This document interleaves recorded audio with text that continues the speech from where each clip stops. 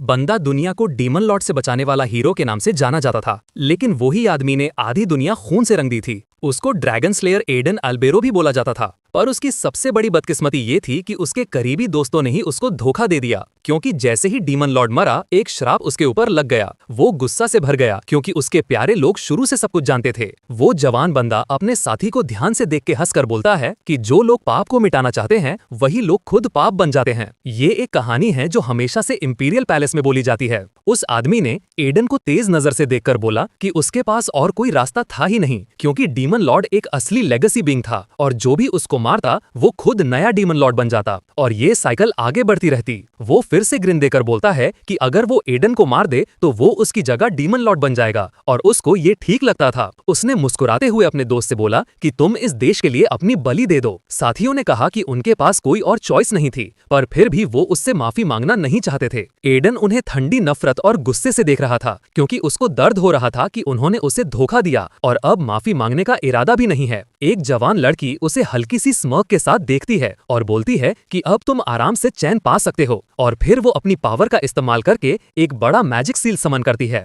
Aiden हैरान रह गया, क्योंकि ये सब उसके दोस्त थे। वो उनको हमेशा अपने सच्चे साथी मानता था। वो जानता था कि ये उसके अपने लोग हैं, पर अब उसको समझ आ गया कि सब झूठ था। एडन होपलेसनेस के अंधेरे गड्ढे में डूब गया, और उसी वक्त उसको लगने लगा कि इस जगह हमेशा के लिए रहने से बेहतर है कि वो मर जाए। उसका शरीर धीरे धीरे गहरे अंधेरे में डूबने लगा। उसको महसूस हुआ कि वो एक लंबे खत्म ना होने वाले नीचे गिरने के चक्कर में फंस गया है। पहले उसको लगा ये बस एक अनंत गिरावट है, पर थोड़ी देर बाद उसने भारी सांस लेकर सोचा कि काश ये सब लोग बिल्कुल तबाह हो जाएं। उसी पल जवान लोग हिल गए, क्योंकि उनको बिल्कुल उम्मीद नहीं थी कि उनके मास्टर जाग जाएंगे। वो लड़का बिल्कुल कंफ्यूज्ड हो गया। ये समझ ही नहीं आया कि वो कहाँ है और क्या हो रहा है, क्योंकि उसके सामने एक मैडम थी जो रोते हुए उसको देख रही थी, और उसका पति खुशी से चिल्ला रहा था कि उनका बेटा जाग गया। वो लड़का और शॉक हो गया, क्योंकि उसको समझ नहीं आया कि कौन सा बेटा और क्या चल रहा है। उसी वक्त वो उठकर सबको देखकर पूछता है कि तुम लोग कौन हो। मैडम एकदम से घबरा गई। उसने बोला कि बेटा तुम कई दिनों तक सो रहे थे, इसलिए थोड़ा कंफ्यूज हो। फिर वो दौड़ कर आई, उसे जोर से गले लगा लिया और खुशी से बोला कि मैं तुम्हारी माँ हूँ और तुम मेरा प्यारा बेटा हो। उसने मुस्कुराते हुए कहा कि तुम्हारा नाम एडन रामिस है। वो लड़का एक पल के लिए बिल्कुल जम गया, क्योंकि उसको तो पता था कि उसका नाम टैग था, पर उसका सरनेम कुछ और था। उसी वक्त वो जोर से चीख पड़ा, क्योंकि उसके सर में भयंकर दर्द फूट पड़ा। मैडम घबराकर पूछती है, बेटा तुम ठीक तो हो? कुछ सेकंड्स बाद उसका सर इतने तेज दर्द से भर गया कि यूं से सब कुछ अंधेरा लगने लगा। वो थोड़ा परेशान और डरा हुआ था, क्योंकि उसे समझ नहीं आया कि ये कैसी यादें उसके दिमाग में घुस रही हैं। उसने एक आदमी नाम एडन रैम की सारी यादें देखी, और उसी वक्त उसको समझ आ गया कि इंपीरियल कैलेंडर के हिसाब से वो आज कौन से साल में आ गया है, और अगर हिसाब लगाएं तो वो अपनी मौत से 15 साल पहले लौट आया है। उसको यकीन था कि वो वॉइड में दुनियाओं की सीमा पर मर गया था, जब उसके साथियों ने उसे छोड़ दिया और डीमन लॉर्ड बनने से पहले ही उसे खुद को मारने पर मजबूर किया गया था। एडन के अंदर फिर से गुस्सा उबल गया, क्योंकि उसे पता था कि जिसने भी उसे धोखा दिया उन सबको बर्बाद करना ही होगा। वो उन्हें ढूंढकर एक एक करके सबको मारना चाहता था। उसी पल उसने कमरे में सब लोगों को गुस्से से देखा और उनकी आंखों में दर्द और पूरा कांपना महसूस किया। जो यादें उस पर हाल ही में टपक गई थीं, उनसे उसे पता चला कि इस बॉडी का पहला मालिक एक अजीब टाइप का आदमी था, जो कभी किसी और की परवाह नहीं करता था। वो जवान औरतों को भी अपनी मर्जी से यूज करता था। अब ये नया जवान बंदा समझ गया कि इस बॉडी का पहला मालिक पूरा कचरा था, बिल्कुल बेकार इंसान। उसको समझ ही नहीं आ रहा था कि वो इतनी घटिया बॉडी में कैसे आ गया। उसे याद आया कि पहला वाला बंदा बहुत ज्यादा दारू पीकर गिरा हुआ था और जमीन पर बहुत देर तक पड़ा रहा और बारिश में भीग भी गया था। एडन को अच्छी तरह पता था कि अगर वो ड्यूक का बेटा ना होता तो लोग उसे कब का मार मार कर खत्म कर देते। थोड़ी देर बाद वो आईने में अपनी नई शक्ल को घूर कर देख रहा था। वो सोचने लगा कि क्या वो सच में एडन अल्बेरो है, या फिर उसने पूरी जिंदगी ये सब बस सपना देखा था। उसी वक्त वो एकदम रुक गया और सोचा कि अभी अपनी स्ट्रेंथ क्यों न चेक करें। थोड़ी देर बाद उसने सिस्टम को खोलने का कमांड दिया। सिस्टम वो ताकत होती है जो बंदा एक बरसरकर का दिल खाकर पाता है, साथ ही अपना टाइटल ड्रैगन स्लेयर। कुछ सेकंड्स बाद उसको पूरा यकीन हो गया कि ये सपना नहीं है।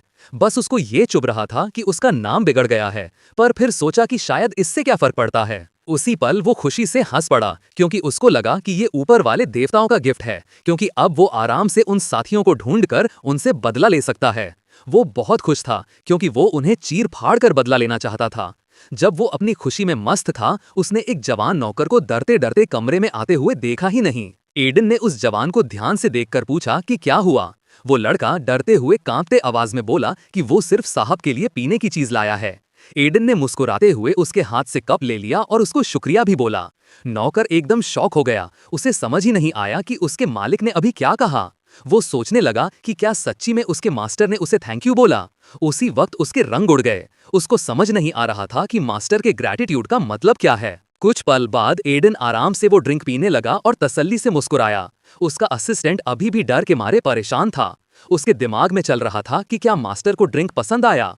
उसी वक्त वो अपने मालिक को खिड़की के बाहर देखते हुए मुस्कुराते हुए देखकर सोचने लगा कि क्या मास्टर ने वाकई उसे शुक्रिया बोला, और वो भी बिना किसी मतलब के। एडन ने पलटकर अपने असिस्टेंट से पूछा कि क्या वो कुछ बोलना चाहता है।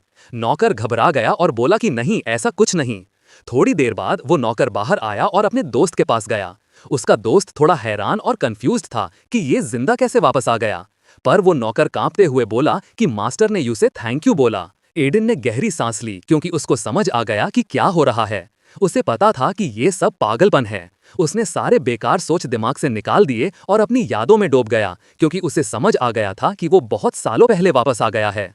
लेकिन उसको ये चिंता लगी रही कि उसका असली पुराना वाला खुद का क्या हुआ। एडन जानना चाहता था कि क्या उसका पहला वाला रूप अभी भी किसी अलग तरीके से इस वक्त में जिंदा है।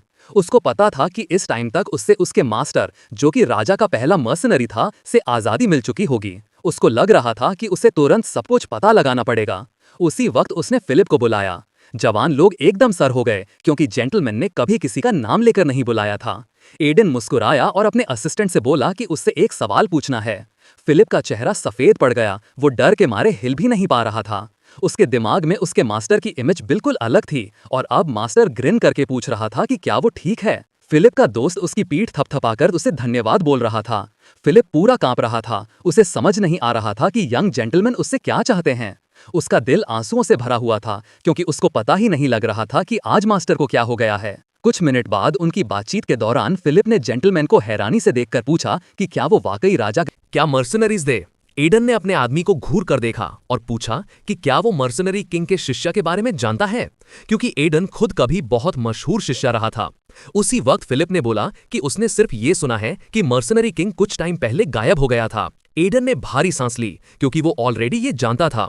फिलिप ने घबराकर अपने मास्टर को देखा और बोला कि उसने कभी नहीं सुना कि मर्सनरी किंग का कोई शिष्य भी था। एडन शॉक में जम गया, सोचने लगा कि इसका मतलब क्या है कि उसका कोई स्टूडेंट ही नहीं। उसे समझ नहीं आ रहा था वो इस जगह क्या कर रहा है। उसको ये भी समझ नहीं आ रहा था कि पहले वाला एडन इस टाइम क्या कर रहा था। उसी समय एक आदमी आराम से स्लम्स के रास्ते चल रहा था। उसने एक जवान लड़के को साइड से देखा और सोचा कि क्या उस पर ध्यान देना चाहिए। अगले ही पल दोनों टकरा गए। वो जवान लड़का जल्दी से स्लम्स के अंदर भाग गया और पीछे देखने लगा कि क्या कवोस्ता उसका पीछा कर रहा है। कवोस्ता ने खुशी से अपनी रिच कैच को देखा, पर उसको मजे लेने का टाइम ही नहीं मिला क्योंकि किसी ने अचानक उसके पीछे आकर रुक गया। वो आदमी उस जवान को तेज ग्रिन के साथ देखकर बोला कि क्या उसमें सचमुच हिम्मत है कुछ ऐसा करने की। लड़का एकदम से हड़का गया, वहीं रुक गया। मर्सनरी किंग ने उसे स्मर्क के साथ देखा। समझ ही नहीं पा रहा था कि लड़के ने उसके पैसे चुराने की सोची कैसे।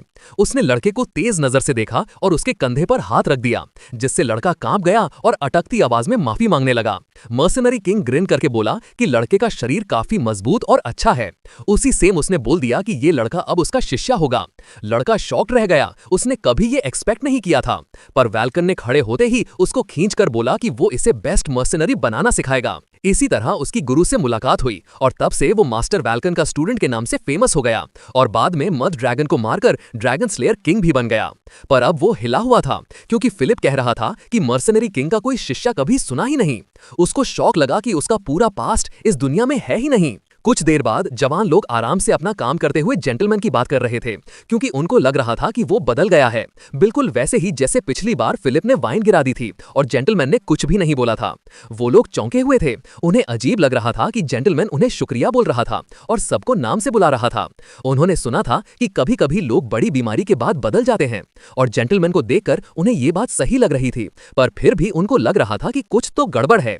उन्हें यह भी दिखता था कि वो आजकल बहुत बेजान और उदास लग रहा है, जैसे उसकी आंखों में कोई रोशनी ही नहीं। उसी टाइम एडन अपने चोर्स में लगा हुआ था, क्योंकि एक्चुअली उसके पास खुद करने को कुछ होता नहीं था। लोग उसके लिए खाना बना देते, उसे साफ सफाई नहीं करनी पड़ती। अपने फ्री टाइम में वो अपने पास्ट वाले रूप की इन्फो ढूंढता रहता, पर एक्सपेक्टेड था, इस दुनिया में उसका कोई दूसरा रूप था ही नहीं। फिर भी उसके दिल में वो धोखे वाली चोट घूम रही थी। उसे दर्द याद आ रहा था, पर उससे ज्यादा उसका चालाक बदला सोच बार बार दिमाग में आ रहा था। तब उसकी नजर लड़कों पर पड़ी जो स्पैरिंग कर रहे थे। उसे पता था कि ये फैमिली के नाइट्स हैं। एडन ने भारी सांस ली, क्योंकि उसको पता था कि डूचे में बहुत सारे नाइट्स हमेशा कुछ ना कुछ काम में लगे रहते हैं। उसी पल उसने अपनी नजर हटाई, क्योंकि उसने अपने भाई को देखा, जो पूछ रहा था कि वो क्या कर रहा है। कार्ल ने भरपूर ध्यान से एडन को देखा। एडन ने भी अपने भाई को तेज नजर से देखा। उसे पता था कि इस बॉडी का पहला मालिक तो पूरा बिगड़ा हुआ आदमी था, पर कार्ल मेहनती था और दूसरा बेटा होने के बाद भी नाइट बन चुका था, और उसके पास सिंहासन का हक भी था।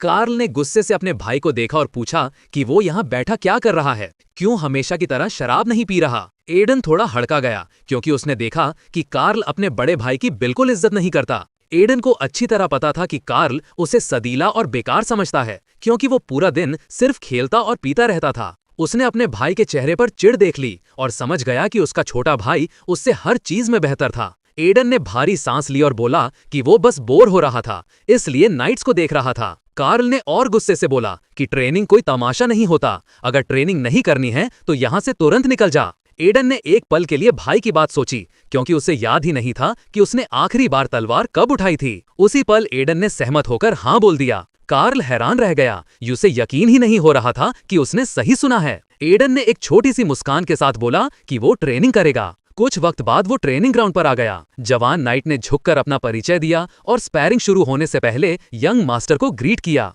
एडन ने भारी सांस लेकर उसे घूर कर देखा। बाकी नाइट्स दूर से देख रहे थे। उन्हें समझ नहीं आ रहा था कि स्पैरिंग रोकनी चाहिए या नहीं, पर उन्हें लग रहा था कि नाइट नौकरी बचाने के लिए जानबूझकर हार जाएगा। बजान घबरा गया था। उसे समझ आ रहा था कि ये सिचुएशन बहुत खराब है। उसे यकीन नहीं हो रहा था कि उसे इतने निकम्मे आदमी से लड़ना पड़ेगा, चाहे वो यंग मास्टर ही क्यों ना हो। उसे पूरी तरह पता था कि वो इतने कमजोर आदमी से हार नहीं सकता। उसे लग रहा था कि कोई भी इंसान इस जैसे आदमी से तो पड़ोस के कुत्ते भी नहीं हारेंगे। यंग मास्टर ने नाइट को अजीब नजरों से देखा। उसे लग रहा था नाइट जानबूझकर सोच रहा है कि कैसे हारे, पर एडन को तो हल्की गरम अप चाहिए थी। उसने सोचा कि थोड़ा नाइट को छेड़ के पूरी ताकत लगाता हूं। उसी पल एडन ने नाइट को बोल दिया कि वो जानकर हारने की कोशिश ना करे, उसे पूरी मेहनत लगानी होगी, क्योंकि अगर एक नाइट का शिष्य एक कमजोर बंदे से हार जाए तो वो बेकार समझा जाता है। एडन ने स्मर्क के साथ बोला कि अगर नाइट हारा तो उसे ऑर्डर से निकलना पड़ेगा। नाइट हिला रह गया, उसे ऐसी बात की बिल्कुल उम्मीद नहीं थी। सब लोग यंग मास्टर को हैरानी से देख रहे थे, क्योंकि सब जानते थे कि वो बदतमीज और आधा पागल रहता है। सबको पता था कि उसने कभी तलवार प्रॉपरली हाथ में पकड़ी तक नहीं, और आज वो सच में स्पैरिंग करना चाहता था। बजान ने गहरी सांस लेकर कहा कि ठीक है, फिर वो शुरू करता है। अगले ही पल दोनों टकरा गए और लड़ाई शुरू हो गई। एडन एकदम से हड़का गया, क्योंकि उसके शरीर को तेज दर्द महसूस हुआ। उसने सोचा कि ये बॉडी उसके सोच से भी ज्यादा कमजोर है, पर उसी वक्त उसके चेहरे पर अजीब वाली ग्रिन आ गई, जैसे वो और ब्लोस खाना ही चाहता हो। अगले पल एडन ने पहला हमला कर दिया। बाकी नाइट्स परेशान हो गए। उन्हें समझ नहीं आ रहा था कि उनका दोस्त क्या कर रहा है, क्योंकि वो यंग मास्टर के सामने लड़ रहा था, और सबको डर था कि नाइट कहीं यंग मास्टर को चोट न पहुंचा दे, क्योंकि टोगो एडन का पहला रूप को लड़ने का कोई तजुर्बा नहीं था। बजान ने यंग मास्टर को गुस्से से देखा, समझ नहीं पा रहा था कि वो ऐसे कैसे लड़ रहा है। सारे नाइट्स शॉक्ड थे। उन्हें यकीन नहीं हो रहा था कि यंग मास्टर अभी तक टिका हुआ है। कार्ल भी शॉक में था। उसे अपने भाई से ऐसी कोई उम्मीद नहीं थी। बजान भी उतना ही हैरान था। उसे समझ नहीं आ रहा था कि यंग मास्टर अभी तक गिर क्यों नहीं रहा। उसे पक्का पता था कि यंग मास्टर के पास जीतने का 0 चांस है। उसे समझ ही नहीं आ रहा था कि उसकी तलवार यंग मास्टर को छू क्यों नहीं पा रही और उसे चोट क्यों नहीं लगा रही। उसी पल यंग बंदा ने अपने अपोनेंट को फिर से जोर से मारा। उसे ये मारपीट अच्छी लग रही थी, क्योंकि इससे उसका दिमाग फ्रेश हो रहा था। हर ब्लो के साथ उसे लग रहा था कि उसका खून उसकी नसों में तेज भाग रहा है। उसी टाइम नाइट ने यंग मास्टर को शौक से देखा। उसने कभी सोचा भी नहीं था कि ऐसा कुछ होगा, लेकिन यंग मास्टर तो बड़े मजे से एक के बाद एक ब्लो मार रहा था, क्योंकि उसने बहुत टाइम से ऐसा कुछ महसूस नहीं किया था। सारे नाइट्स वहां स्टन रह गए, क्योंकि उन्होंने देखा कि यंग मास्टर उनके साथी को पीछे धकेल रहा है, और उन्हें लगा कि क्या वो सपना देख रहे हैं। कार्ल शॉक में रह गया। वो सोच रहा था कि क्या उसका बदतमीज भाई स्क्वायर को हरा देगा, उसे यकीन नहीं हो रहा था क्योंकि वो जानता था कि उसका भाई एक कमजोर बंदा है जिसको पहले पड़ोसी के कुत्ते ने भी काट लिया था। स्पैरिंग के डेटा को देखकर उसने फील किया कि उसके भाई की मास्टरी बदल गई है। उसे ऐसा लगा जैसे वो बंदा इतने टाइम से अपनी ताकत छुपा रहा था। नाइट भी कंफ्यूज हो गया। उसे समझ नहीं आ रहा था कि यंग मास्टर तलवार को इतनी स्किल से कैसे चला रहा है। एडन थोड़ा पजल्ड था क्योंकि उसने बहुत चीजें भूल रखी थी क्योंकि वो बहुत लेजी जिंदगी जी रहा था। लेकिन वो जानता था कि ये बॉडी चाहे वीक हो, बिना मसल्स के हो, पर वो असली ड्रैगन स्लेयर किंग हैं जिन्होंने मद ड्रैगन को मारा था, तो हार मानने का तो सवाल ही नहीं था। उसी मोमेंट उसने अपोनेंट को गुस्से से एक और वार मारा। नाइट हिला गया क्योंकि अगले पल उसके सामने वो ब्लेड आ गया जो अपोनेंट की पावर से भरा हुआ था। एडन ने एक सैटिस्फाइड सी मुस्कान के साथ पूछा कि क्या वो अभी से गिव अप करने वाला है। सब लोग शॉक में थे। उन्हें यकीन नहीं हो रहा था कि उनका साथ ही यंग मास्टर से हार गया। एडन ने अपने भाई को एक खुश सी स्माइल दी और उसका शुक्रिया किया क्योंकि ये स्पैरिंग उसके लिए रिफ्रेशिंग था। कार्ल हैरान होकर बोला कि वो ये सुनकर खुश है। जाते वक्त यंग बंदा ने एक सैटिस्फाइड स्माइल के साथ बोला कि वो अब ज्यादा बार आया करेगा क्योंकि उसे अपनी स्ट्रेंथ फिर से टेस्ट करनी है। वो मुस्कुराया और सबको गुड लक बोला।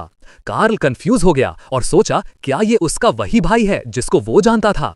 साइड में खड़ा यंग नाइट भी यही सोच रहा था। कुछ देर बाद एडन अपने कमरे में बैठा था और उसे यकीन नहीं हो रहा था कि ये बॉडी एक सिंपल ड्यूल भी नहीं झेल पाई, पर फिर भी वो खुश था क्योंकि उसका फ्रस्ट्रेशन हल्का हो गया। यूस लगा ये एक नया मौका है। उसे फील हुआ कि आसमान ने उसे एक और चांस दिया है ताकि वो बदला ले सके। लेकिन वो जानता था कि उसके दुश्मन बहुत टैलेंटेड हैं और उन्हें एक आदमी की सेना बोला जा सकता है क्योंकि उनका स्टेटस इतना हाई है। उसे नाइट किंग से लेकर सायस सिल्वेट के हेयर तक और कल्ट ऑफ स्लॉटर की चोजन सेंट स्पीका तक बदला लेना था। लिस्ट में ग्रेट मैजिशियन शूरा भी था और इमॉर्टल एम्पायर का सेकंड कमांडर इन चीफ और ग्रेट एल्केमिस्ट कैलस भी था। एडन कंफ्यूज था क्योंकि वो जानता था कि अभी उसके पास उनके सामने जाने का एक भी चांस नहीं है और शायद उसे अकेला ही इन सब से लड़ना पड़े। एडन समझ गया था कि बदला लेने के लिए उसे तभी खत्म करना होगा जब तक वो साथ यूनाइट नहीं हो जाएं, क्योंकि अगर वो एक साथ आ गए तो पूरे देश के लिए मुश्किल हो जाएगी। उसे ये सब 5 साल से पहले करना होगा जब तक डार्क मैजिशियंस के खिलाफ कोalition नहीं बन जाता।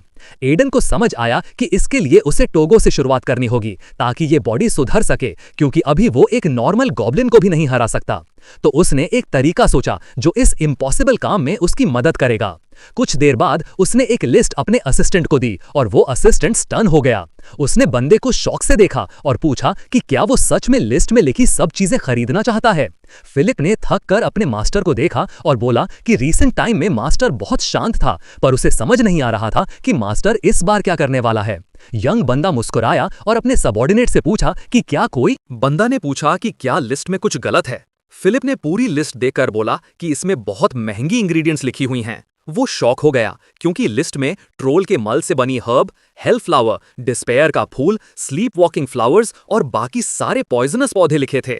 यंग मास्टर ने गहरी सांस ली क्योंकि अगर वो फिलिप को सब रीजन भी समझा दे तब भी फिलिप डाउट करेगा और उसके पास इसका कोई इलाज नहीं था। एडन ने सोचा कि शायद इस बॉडी के असली ओनर ने पहले भी ऐसा कुछ किया होगा। उसने अपने असिस्टेंट को ध्यान से देखा और हल्की सी ग्रिन के साथ बोला कि नॉलेज बहुत डेंजरस होती है, पर लग रहा था कि वो इस डेंजर से बिल्कुल खुश है। उसने बंदे को, जिसको वो ग्रिन के साथ घूर रहा था, पूछा कि अगर वो सब कुछ बता दे तो क्या वो उसके साथ खेल करेगा। उसने बोला बहुत मजा आएगा। एडन ने एक तेज सी ग्रिन के साथ बोला कि वो बोर हो गया था क्योंकि पिछले कुछ दिन वो बहुत शांत रहा था, तो सोचा थोड़ा पुराने वाले दिन याद कर लें। फिलिप डर के मारे हिल गया और उसकी पूरी लाइफ उसकी आंखों के सामने फ्लैश हो गई। उसी मोमेंट वो बिजली की स्पीड से उड़ा और चिल्लाकर बोला कि उसे कोई प्रॉब्लम नहीं है और वो सब चीजें अभी के अभी लाएगा। एडन ने सांस ली क्योंकि वो जानता था कि इस लाइफ में उसे हर चीज का इस्तेमाल करना पड़ेगा।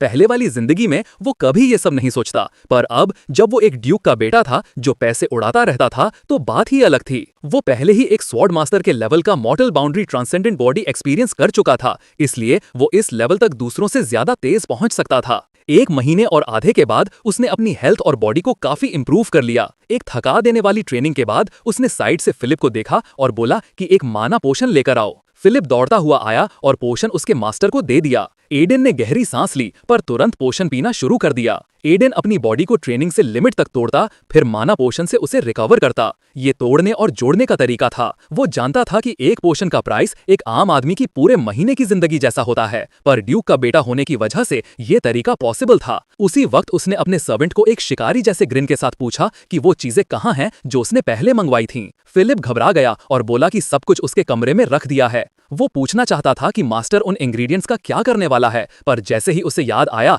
कि मास्टर कभी भी अपने पुराने दिनों में वापस जा सकता है, उसका पूछने का मन तुरंत मर गया। उसकी क्यूरियोसिटी बिल्कुल खत्म हो गई और अब वो बस चुपचाप मास्टर के कहने पर चल रहा था। कुछ देर बाद यंग बंदा सारी पॉइजनस प्लांट्स को देख रहा था जो फिलिप लाया था। देखकर उसे समझ आ गया कि फिलिप ने लिस्ट में लिखे सारे जहरीले पौधे खरीद लिए थे। उसने गहरी सांस ली क्योंकि उसने कभी नहीं सोचा था कि वो ये वाला तरीका यूज करेगा, पर उसके पास कोई और रास्ता भी नहीं था। उसे याद आई वो थ्योरी जो उसके पुराने साथी और दुश्मनों ने मिलकर बनाई थी। थ्योरी ये थी कि जब पॉइजन बॉडी को तोड़ रहा होता है तब बॉडी अपनी पूरी ताकत लगाकर सर्वाइव करने की कोशिश करती है और इस चक्कर में उसकी हिडन पोटेंशियल बाहर आ जाती है। उसने पॉइजनस फ्लावर को कंफ्यूज्ड फेस से देखा क्योंकि वो जानता था कि ये खूबसूरत सा फूल उसे आसानी से मार सकता है, पर साथ ही उसे पता था कि उसने एक हाई क्वालिटी होली पोशन खरीद रखा है तो सब ठीक हो जाएगा। वो जानता था कि वो ये एक्सपेरिमेंट सरवाइव कर लेगा क्योंकि वो पहले भी मौत को हरा चुका था। उसी मोमेंट उसने हिम्मत जुटाई और गाली देते हुए जहरीला फूल खा लिया। एक पल बाद उसने एलेक्सर पिया और जोर से जमीन पर गिर गया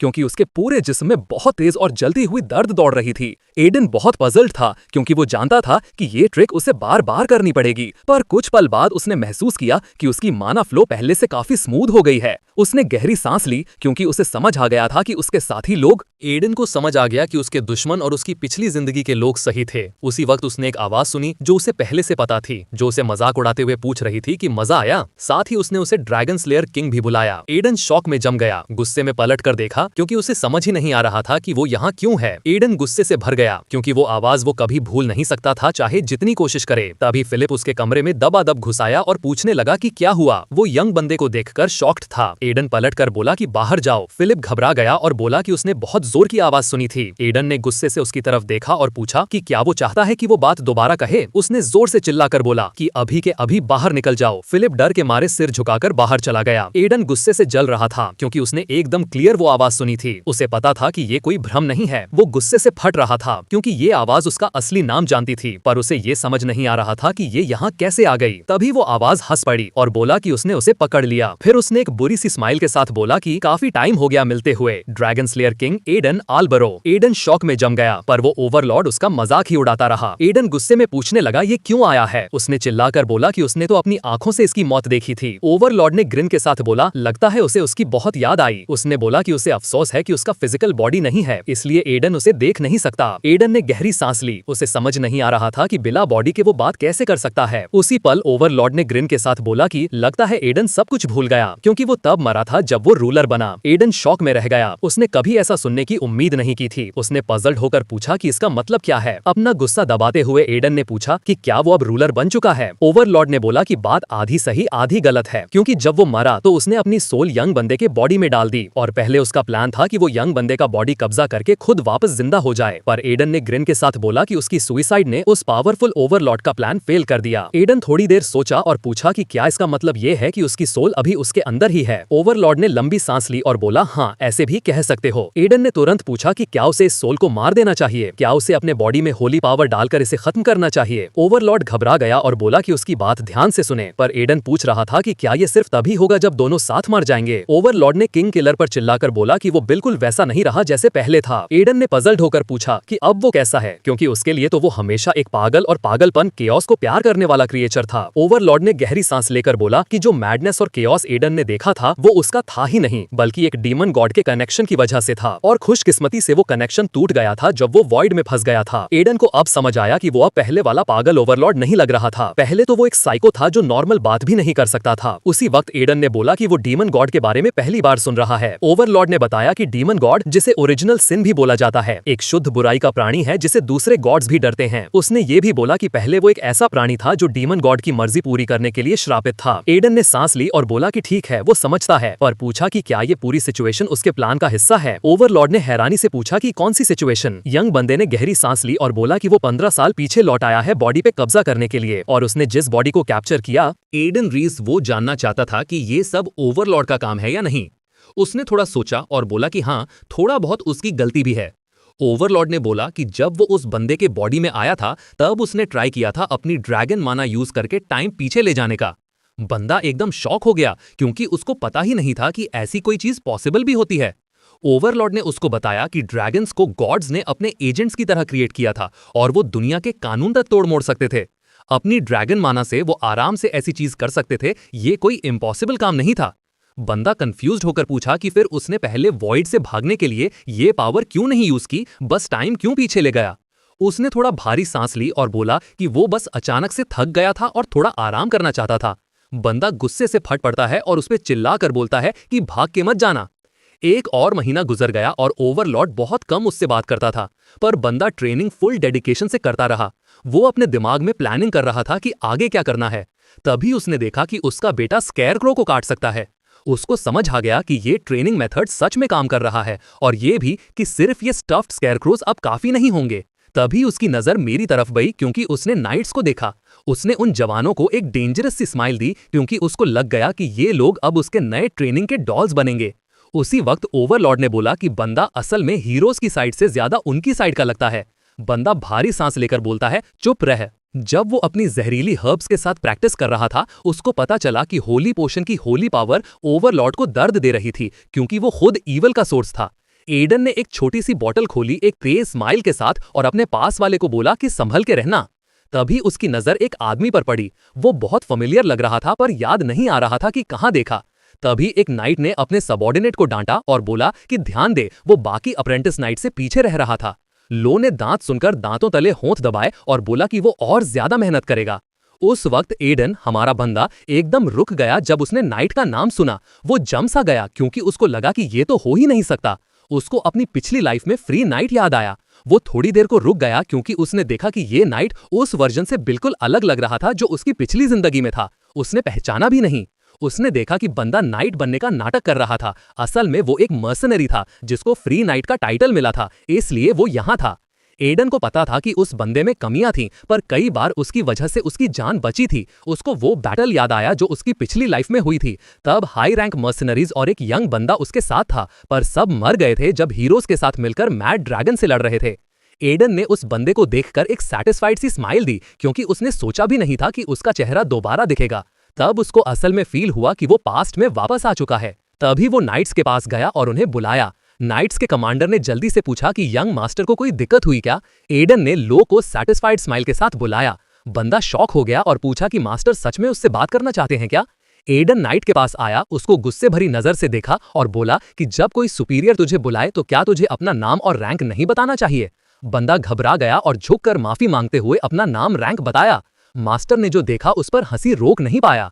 लो ने यंग मास्टर को गुस्से और फ्रस्ट्रेशन से देखा क्योंकि वो स्टिल कॉन्सेंट्रेट नहीं कर पा रहा था। उसको समझ नहीं आ रहा था कि बंदा अचानक उसे तंग क्यों कर रहा है और बदतमीजी क्यों कर रहा है। एडन ने नाइट को एक शिकारी जैसी ग्रिन दी और पूछा कि क्या उसने अभी ये सोचा कि ये बदतमीज बंदा वो उसको परेशान कर रहा था। उस वक्त नाइट एकदम घबरा गया और चिल्लाया कि उसने तो इस बारे में बिल्कुल सोचा ही नहीं था। वो हैरान था और समझ नहीं पा रहा था कि मास्टर अचानक ऐसे क्यों बिहेव कर रहा है। उसे समझ नहीं आ रहा था कि ये बंदा उसको नौकरी से निकालने वाला है या यहीं मार डालेगा। एडन के चेहरे पर एक खुश वाला स्माइल आ गया क्योंकि उसको नाइट को टेंशन में तड़पते देखकर मजा आ रहा था। जिंदगी में पहली बार वो खुश था कि वो एक बदमाश के शरीर में आ गया। उसने नाइट की तरफ एक शिकारी सी स्माइल से देखा और बोला कि ये ठीक नहीं लग रहा, शाम को ट्रेनिंग ग्राउंड पर उससे मिलना। एक पल बाद मास्टर नाइट के पास आया और धीरे से कुछ उसके कान में बोला। लो शॉक में जम सा गया और मास्टर को हैरानी से देखने लगा, पर वो बस एक आखिरी स्मग देकर निकल गया। वो एक सैटिस्फाइड स्माइल के साथ चला गया और नाइट के चेहरे पर सिर्फ उलझन रह गई। एडन को पूरी तरह पता था कि ये मुलाकात किस्मत थी और नाइट के प्रति अपनी जिम्मेदारी को देखते हुए वो उसे एक छोटा सा गिफ्ट देना चाहता था। कुछ देर बाद शाम हो गई और मास्टर ट्रेनिंग ग्राउंड पर नाइट का शांति से इंतजार कर रहा था। वो चुप बैठा था जब उसको नाइट की प्रेजेंस महसूस हुई। नाइट डर से कांप रहा था और हकलाते हुए पूछा कि बंदे ने उसके सीक्रेट के बारे में कैसे पता कर लिया।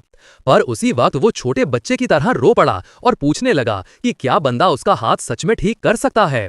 अपनी पिछली जिंदगी में दोनों टैवन में मस्ती से वक्त बिताते थे।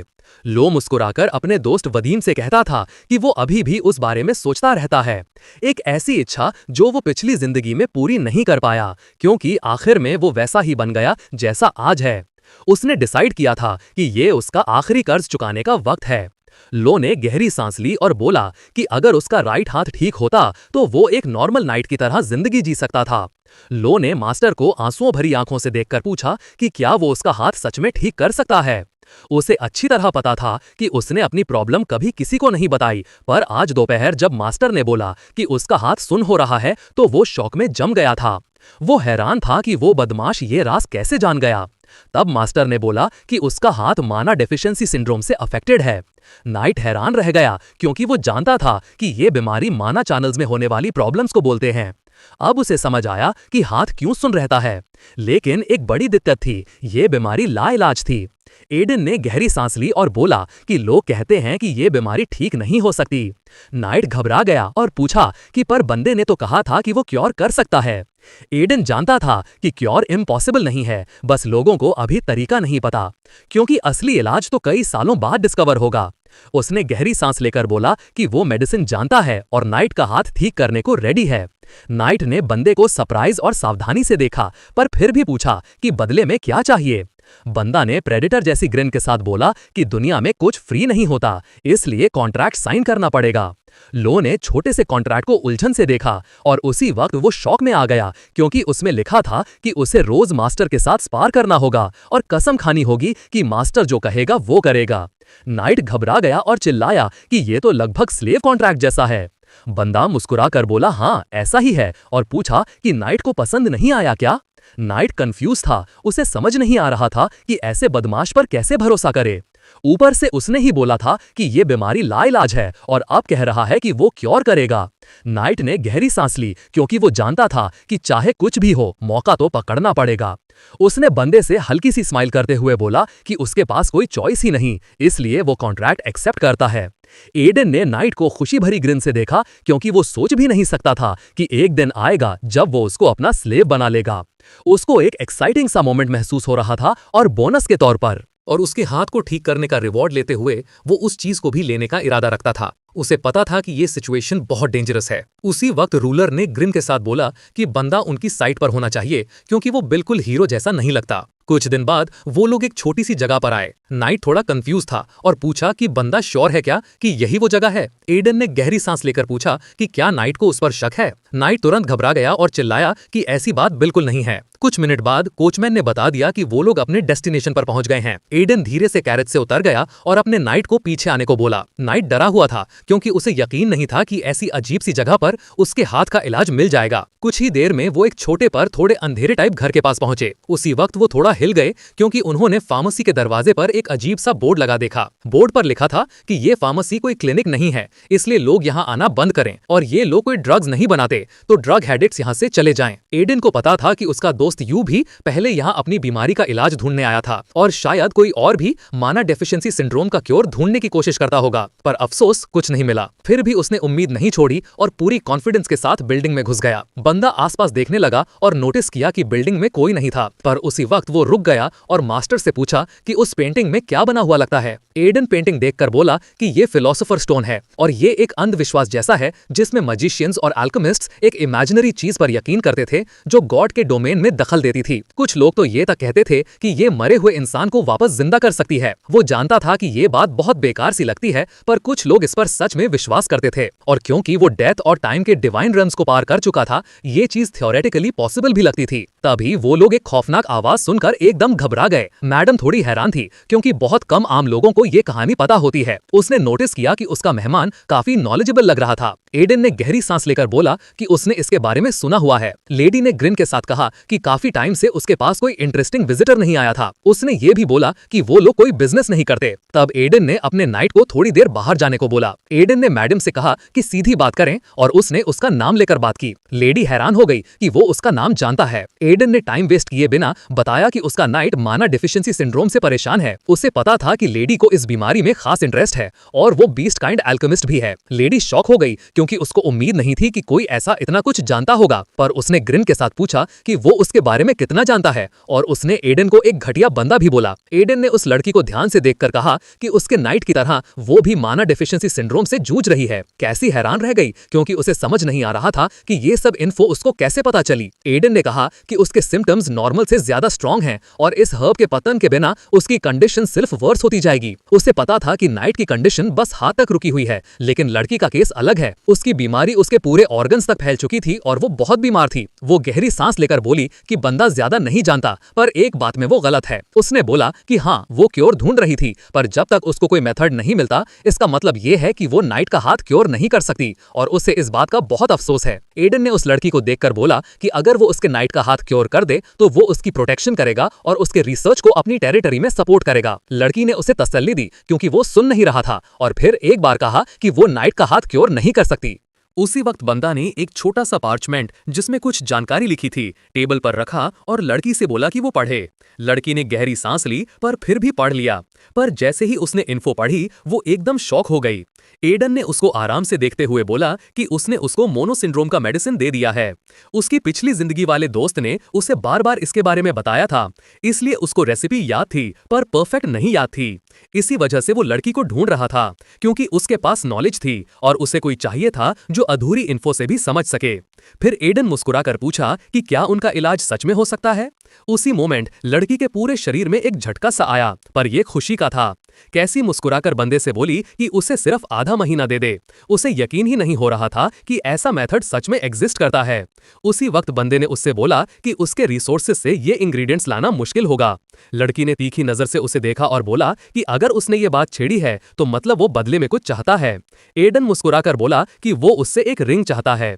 लड़की हैरान हो गई और पूछा कि क्या उसको सिर्फ एक रिंग चाहिए, वो भी एक औरत का रिंग। उसने कहा कि यह बहुत बदतमीजी है।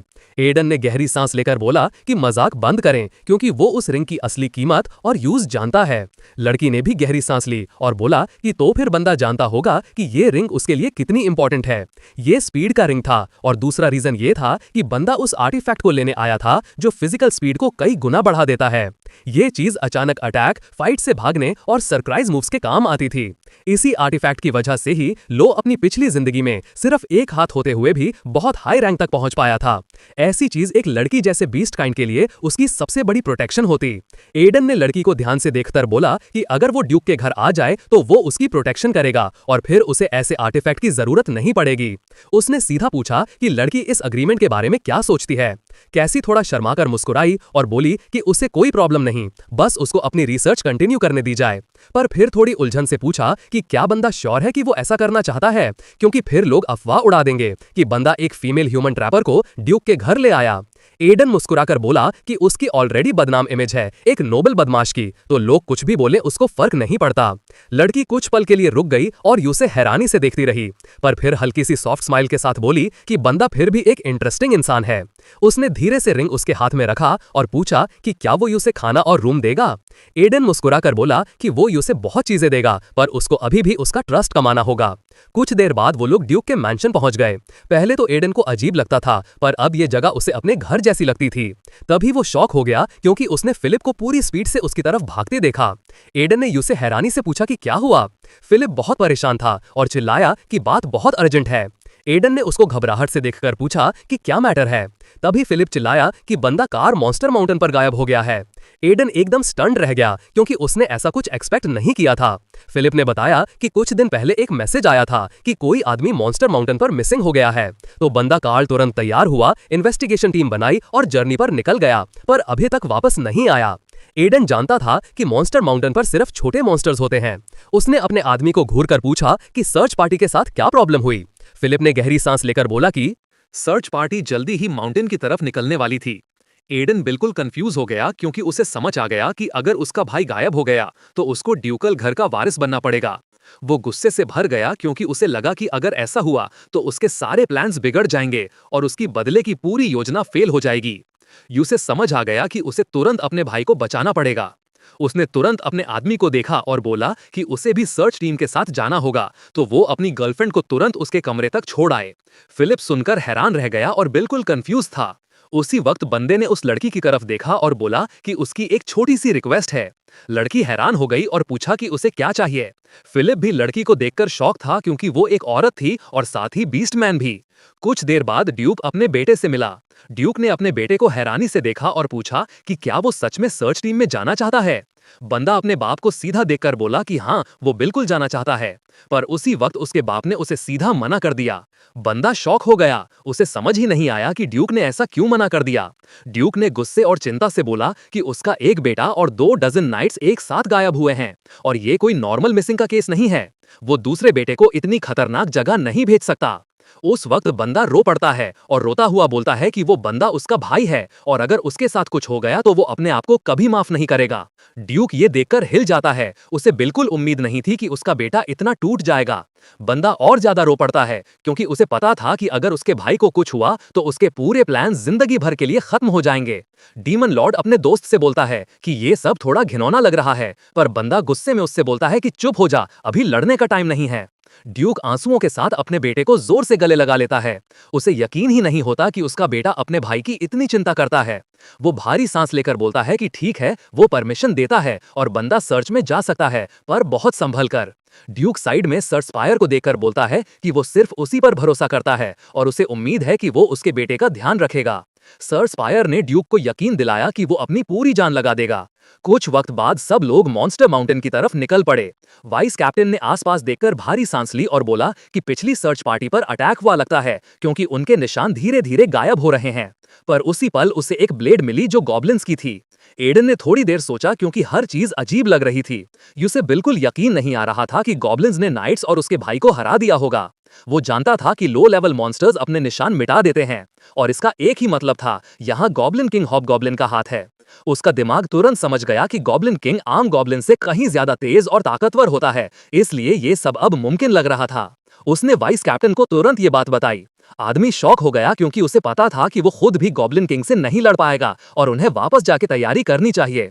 एडन भारी सांस लेकर बोला कि वो लोग डिले नहीं कर सकते क्योंकि हर मिनट कीमत रखता है और जरा सी देर हुई तो गॉब्लिन सबको खा सकते हैं, इसलिए उन्हें सर्च डॉग ले जाना होगा। वाइस कैप्टन ने बंदे को देखा और बोला कि उन्होंने डॉग्स को बुला लिया है, पर उन्हें लगता है कि स्मेल बिल्कुल गायब हो गई है, इसलिए कुछ और सोचना पड़ेगा। एडन गुस्से से फट पड़ा और चिल्लाकर बोला, तो बोलना बंद कर और जल्दी से डॉग ले आओ। कुछ पल बाद बंदा एक खूबसूरत डॉग को देखकर मुस्कुरा पड़ा। उस वक्त बंदे ने एक बड़ी सी खुश वाला ग्रिन दिया। उसने कुत्ते को किसी तरह का पोषण देना शुरू किया। वहां मौजूद सब लोग शॉक हो गए क्योंकि उन्हें समझ ही नहीं आ रहा था कि वो सर्च डॉग के साथ क्या कर रहा है। पर कुछ मिनट बाद डॉग ने सिग्नल दे दिया। सब लोग हैरान रह गए क्योंकि उन्हें समझ ही नहीं आ रहा था कि हुआ क्या। एडन ने वाइस कैप्टन की तरफ एक सैटिस्फाइड सी स्माइल से देखा और बोला कि उसने डॉग को एक पोषण दिया था जिससे उसकी चाम बढ़ जाए। वो खुश था कि निकलने से पहले उसने ये पोषण खरीदने को बोला था क्योंकि उसे अपनी पिछली जिंदगी से पता था कि ये पोषण सर्च मिशन में काम आता है।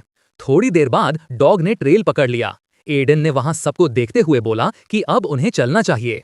कुछ समय बाद वो लोग फाइनली गॉब्लिन विलेज तक पहुंच गए और कुछ मिनट के अंदर ही उन्होंने यंग मास्टर कार और बाकी नाइट्स को देखा जो कैद में बैठे थे। नाइट्स खुश हो गए क्योंकि उनके साथ ही अभी जिंदा थे। यंग जेंटलमैन भी खुश हुआ कि वो लोग देर नहीं हुए, पर उन्हें क्लियरली समझ आ रहा था कि इस सिचुएशन में कुछ गड़बड़ है। एडन ने ध्यान से देखा और वहां कई गॉब्लिन्स को देखा जो किंग्स थे। उसे समझ नहीं आ रहा था कि एक ही विलेज में इतने लीडर्स कैसे हो सकते हैं। वाइस कैप्टन ने सबको देखते हुए बोला कि ये बात उसके सोच से ज्यादा सीरियस है, पर फिर भी उन्हें तैयार रहना होगा और अपना सब कुछ लगा देना होगा। उसने बोला कि उनके अपोनेंट्स गॉब्लिन्स हैं जो किंग्स लेवल के हैं और वो किसी अच्छे नाइट से कम नहीं। उस वक्त वाइस कैप्टन ने यंग जेंटलमैन की तरफ देखकर बोला कि लड़ाई के टाइम उसको हॉस्टेजेस को बचाकर उनके साथ भागना होगा। यंग जेंटलमैन ने नाइट की बात मान ली। वो हैरान था क्योंकि उसे यकीन नहीं हो रहा था कि इस गांव में इतने सारे लीडर्स कैसे हो सकते हैं, पर वो जानता था कि इतने नाइट्स के साथ वो लोग उन्हें संभाल लेंगे, उसके बिना भी। कुछ समय बाद वाइस कैप्टन ने अपने कॉमरेड्स को सिग्नल दिया और सब लोग तेज से बैटल में कूद पड़े। गॉब्लिन्स शॉक हो गए क्योंकि उन्हें बिल्कुल एक्सपेक्ट नहीं था कि कोई उन्हें एम्बुश करेगा। नाइट्स गुस्से से भर गए। उन्हें समझ नहीं आ रहा था कि गॉब्लिन्स ने हिम्मत कैसे की उनके यंग मास्टर को छूने की। उस टाइम वाइस कैप्टन ने चिल्लाकर बोला कि वो अभी के अभी सबको खत्म कर देगा और वो नंगी तलवार लेकर अपने अपोनेंट्स पर टूट पड़ा। प्रिजनर्स को सुकून मिला कि मदद आ गई है क्योंकि उन्होंने उम्मीद नहीं छोड़ी थी। एक पल बाद यंग जेंटलमैन केज के अंदर घुस आया और सब प्रिजनर्स से पूछा कि वो ठीक हैं या नहीं। कार्ल शॉक हो गया। उसने कभी एक्सपेक्ट नहीं किया था कि वो अपने भाई को ऐसे जगह देखेगा। एडन ने सबको एक तरफ से देखकर बोला कि नाइट सपोर्ट देंगे पर उन्हें जल्दी भागना होगा। उसे समझ आ गया कि उसको तुरंत निकलना पड़ेगा। तभी कार्ल डरा हुआ उसके पास आया और बोला कि उसे केयरफुल रहना होगा क्योंकि वहां मॉन्स्टर्स हैं। उसने अचानक चिल्लाते हुए बोला कि भाई के पीछे एक मॉन्स्टर है। एडन ने अपने भाई को हैरानी से देखा और आराम से पूछा कि क्या सच में उसके पीछे कोई मॉन्स्टर है। तभी एक बहुत तेज गरज सुनाई दी। नाइट्स शॉक हो गए क्योंकि मॉन्स्टर ने यंग लीडर पर अटैक कर दिया, पर यंग बंदा कूद कर पीछे हट गया। पर फिर भी वो हैरान था क्योंकि उसे लग रहा था कि उसने कोई बड़ी बात मिस कर दी है। उसे समझ नहीं आ रहा था कि यहाँ इतने किंग्स क्यों हैं। तभी उसे समझ आया कि इस विलेज में एक हायर रैंक का मॉन्स्टर है, यानी कि ह्यूमनॉइड डीमंस में सबसे खतरनाक मॉन्स्टर ट्रॉल। एडन ने अपने भाई को चिल्लाकर बोला कि विलेजर्स को लेकर पहले भाग जाओ। कार्ल शॉक में था। उसने चिल्लाकर बोला कि उसका अपोनेंट ट्रोल है और लड़ाई में वो मर सकता है। एडन ने हंसी के साथ बोला कि उसे पता है कि उसका अपोनेंट कौन है, पर वो मरने का कोई प्लान नहीं रखता क्योंकि वो अभी भी उसका बड़ा भाई है। कार्ल ने भाई को हैरानी से देखा पर कुछ बोला नहीं। तभी यंग जेंटलमैन प्रेनोस अपने अपोनेंट के साथ लड़ाई में कूद पड़ा। मॉन्स्टर गरजा और पीछे हटने का उसका कोई इरादा नहीं था। उसने गुस्से से अटैक किया पर यंग बंदा बच गया और उसी मोमेंट उसने मॉन्स्टर को बहुत ज्यादा सीरियस चोट लगाई। पर उसकी बदकिस्मती से यंग बंदे ने नोटिस किया कि कुछ पल बाद ही मॉन्स्टर का जख्म आसानी से ठीक हो गया। वो गुस्से से भर गया क्योंकि उसने देखा कि उसकी रीजेनरेटिव पावर इतनी ज्यादा मतलब बिल्कुल इनॉर्मस थी। और उसकी बदकिस्मती की बात यह थी कि वो अपनी नॉर्मल पावर से अपने अपोनेंट को हरा नहीं सकता था। उसे पता था कि आमतौर पर ऐसे ही होता है, पर उसके पास अपना एक खास ट्रम्प कार्ड भी था। एडन ने अपने अपोनेंट की तरफ एक शेरनी वाली ग्रिन से देखा क्योंकि उसे पता था कि ये फाइट काफी एक्साइटिंग होने वाली है। उस वक्त नाइट्स घबरा गए क्योंकि उन्हें समझ ही नहीं आ रहा था कि हो क्या रहा है और ट्रोल जैसी चीज यहाँ कैसे हो सकती है। स्पील ने यंग मास्टर को चिल्लाकर बोला क्योंकि वो एनिमी से खुद निपटना चाहता था। स्पील बहुत गुस्से में था क्योंकि उसे पता था कि गॉब्लिन किंग ही एक टफ अपोनेंट होता है और अब उनके सामने ट्रोल खड़ा था। उसकी उम्मीद थी कि मास्टर थोड़ी देर तक संभाल लेगा, फिर वो भागकर उसकी मदद करेगा। तभी ट्रोल यंग जेंटलमैन पर झपट्टा और बिल्कुल भी अपनी ताकत बचाकर नहीं चल रहा था, पर यंग आदमी आसानी से हर एक ब्लो से बच रहा था। उसने पहले ही अपनी नई गर्लफ्रेंड से रिंग मंगा ली थी, बस प्रिकॉशन के लिए, पर अब उसे समझ आ गया कि उसको ये रिंग यूज करनी पड़ेगी। एक पल बाद उसने रिंग ऑफ स्विफ्टनेस एक्टिवेट कर दी। उसे पता था कि इस जिंदगी में वो पिछली जिंदगी वाला लेवल तक नहीं पहुंचा, पर ऐसी रिंग के साथ वो अपने अपोनेंट को संभाल सकता था। उसने गुस्से से लगातार ब्लोज बरसा दिए। एडन ने बिल्कुल रहम नहीं किया और बिजली की तरह स्पीड से एक के बाद एक पंच और स्लैश मार रहा था और मॉन्स्टर सिर्फ गरज कर जवाब देता था। यंग मास्टर ने सिर्फ अपने एनिमी के अंदर का गुस्सा और भड़का दिया था, पर कुछ ही सेकंड्स बाद उसने स्वॉर्ड ऑरा स्टेज क्रॉस कर ली और एक ऐसी जबरदस्त स्ट्राइक मारी कि उसने अपने अपोनेंट का सर अलग कर दिया। उस मोमेंट नाइट्स के वाइस कैप्टन ने आसपास देखा और समझा कि इस साइड कोई एनिमी नहीं बचा, तो उसने चिल्लाकर बोला कि यंग मास्टर की हेल्प करो। पर कुछ पल बाद वो सब शॉक हो गए क्योंकि उन्होंने यंग मास्टर को हवा में तैरते देखा और उसके पीछे नीली एनर्जी चमक रही थी। वो सब हिल गए क्योंकि उन्हें पता था कि ऐसी चीज होना मुमकिन नहीं। नाइट शॉक हो गया क्योंकि उसने देखा कि यंग मास्टर स्वॉर्ड ऑरा की उस स्टेज में घुस गया है जो वो खुद भी मास्टर नहीं कर पाया। पर कुछ सेकंड्स बाद यंग मास्टर एक पेड़ पर लैंड हो गया। उसने गहरी सांस ली क्योंकि उसका पूरा जिस्म दर्द से कांप रहा था। एडन हैरान था क्योंकि उसने सिर्फ कुछ ही सेकंड्स के लिए स्वॉर्ड ऑरा यूज की थी और उसका बॉडी अपने आप हिल भी नहीं रहा था। अब उसे समझ आ गया कि रिंग यूज करते वक्त बहुत ज्यादा संभलना पड़ेगा, पर साथ ही ये भी समझ गया कि बैटल में ये रिंग सच में काफी इफेक्टिव थी। अगले दिन ड्यूक ने अपने सबऑर्डिनेट्स की रिपोर्ट सुनी और समझा कि बहुत लोग परेशान और इंजर्ड हुए हैं। उसने भारी सांस ली और नाइट को देखकर बोला कि वो इंश्योर करे कि मरने या इंजर्ड होने वालों के परिवार को जितना हो सके उतना कॉम्पेंसेशन दिया जाए। पर उसी वक्त उसने नाइट को सरप्राइज से देखा और पूछा कि क्या उसके बेटे के साथ सच में ये सब हुआ। वो हैरान रह गया। उसे यकीन नहीं हो रहा था कि उसका बड़ा बेटा ट्रोल को हरा पाया। वाइस कैप्टन ने बोला कि सब कुछ सच है और वो और बाकी सारे नाइट्स इस दृश्य के गवाह हैं। ड्यूक शॉक में था क्योंकि उसका बेटा ना सिर्फ स्वॉर्ड ऑरा यूज कर रहा था बल्कि ट्रोल को भी हरा दिया। उसे यकीन ही नहीं हो रहा था कि ये वही बेटा है जिसे वो जानता था। उस रात यंग जेंटलमैन चुपचाप अपने कमरे में बैठा ऑरा फैला रहा था। उसने महसूस किया कि चाहे एक पल के लिए सही, पर उसने स्वॉर्ड ऑरा को अपनी तलवार पर यूज किया था और फिर उसे लगा कि उसकी माना रिजर्व्स बढ़ रही हैं। पर इस बार उसने कुछ और समझा कि वो अभी भी बहुत कमजोर है। वो गुस्से से भर गया क्योंकि उसे समझ आ गया था कि उसे जल्दी से जल्दी स्ट्रांग बनना पड़ेगा ताकि वो अपने अपोनेंट्स को कुचल सके। तभी डीमन लॉर्ड ने यंग बंदे को ग्रिन करके बोला कि उसे उसकी डिटर्मिनेशन बहुत पसंद आई। एडन हैरान रह गया क्योंकि उसे समझ ही नहीं आ रहा था कि वो कहां से आ गया। डीमन लॉर्ड ने हंसकर बोला कि वो वही लॉर्ड है, पर उस मोमेंट यंग आदमी खुद को रोक नहीं पाया और जोर जोर से हंस पड़ा क्योंकि लॉर्ड का अपीयरेंस बहुत क्यूट सा लग रहा था। डीमन लॉर्ड गुस्से से फट पड़ा और चिल्लाकर बोला कि हंसना बंद करो, पर यंग बंदा फिर भी बंदा अपने आप को रोक ही नहीं पाया और जोर जोर से हंस पड़ा। वो अपनी इमोशंस कंट्रोल ही नहीं कर पाया क्योंकि इतने डरावने डीमन लॉर्ड को देखकर भी उसे हंसी आ रही थी। डीमन लॉर्ड गुस्से से फट पड़ा और चिल्लाकर बोला कि ये सब उसकी गलती है क्योंकि बंदा बहुत कमजोर है। एडन हंसते हुए उससे पूछता है कि मास्टर को कैसा लगा उसका परफॉर्मेंस। डीमन लॉर्ड ने बोला कि सिर्फ बंदा ही उसे देख सकता है क्योंकि वो दोनों एक ही हैं और जैसे ही बंदा स्ट्रांग हुआ तभी वो सामने आ पाया। एडन हैरान होकर पूछता है कि क्या वो अब सच में उसे देख सकता है क्योंकि उसे ये सब बिल्कुल पसंद नहीं। डीमन लॉर्ड ने उसे सरप्राइज से देखा और बोला कि क्या ये अपने सेवियर के लिए बदतमीजी नहीं। एडन ने बोला कि उसने पहले ही बताया था कि ओवरलॉर्ड एक कर्स था जो डीमन गॉड की तरफ से आया था और वो इस कर्स से आजाद तब हुआ जब डीमन गॉड से कनेक्शन टूट गया, तो उसके हिसाब से वो ओवरलॉर्ड का असली नाम जानना चाहता था। डीमन लॉर्ड ने भारी सांस ली और उदास होकर बोला कि उसका नाम बहुत पहले खो गया था, इसलिए अब वो बस ऐसे ही मौजूद है। एडन ने उसे ध्यान से देखा और बोला कि अब से उसका नाम कर्स होगा। डीमन लॉर्ड हैरान रह गया क्योंकि ये नाम बिल्कुल सूट नहीं करता था। एडन ने बोला कि ये सब सही है क्योंकि वो एक कर्स था जो उस पर रखा गया था, तो नाम भी कर्स ही होगा। डीमन लॉर्ड ने भारी सांस ली और बोला कि ये बहुत स्टूपिड है। एडन ने भी भारी सांस ली और कैजुअल तरीके से ओवरलॉर्ड को बोल दिया कि मुंह बंद रखो